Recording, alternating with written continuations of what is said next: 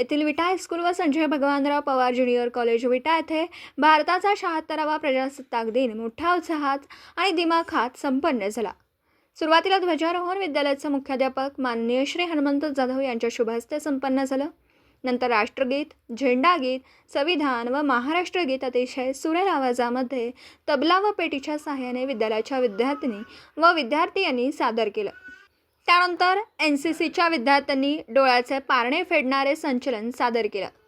विद्यालयाचे मुख्याध्यापक माननीय श्री हनुमंत जाधव आपल्या शुभेच्छापर संदेशात म्हणाले की आजच्या या प्रजासत्ताक दिनाच्या सोहळ्यानिमित्ताने देशासाठी बलिदान केलेले स्वातंत्र्यवीर यांच्या आठवणीला उजाळा देणं हे मी माझे परम कर्तव्य समजतो। त्यांनी केलेल्या त्यागाची मधुर फळं आज आपण सर्वजण स्वातंत्र्याच्या निमित्ताने चाखत आहोत। या प्रसंगी त्यांनी आपल्या भाषणात संविधान व त्याची पार्श्वभूमी याचा आढावा घेतला।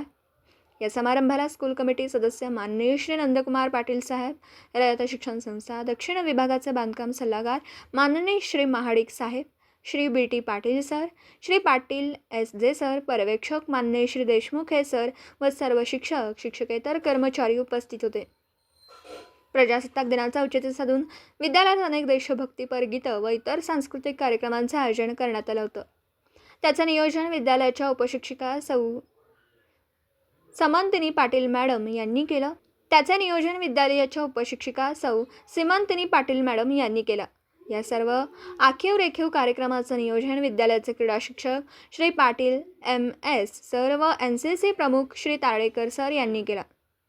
या प्रसंगी अनेक दानशूर व्यक्ती तसेच पालक यांनी विद्यार्थ्यांसाठी खाऊ वाटप केला।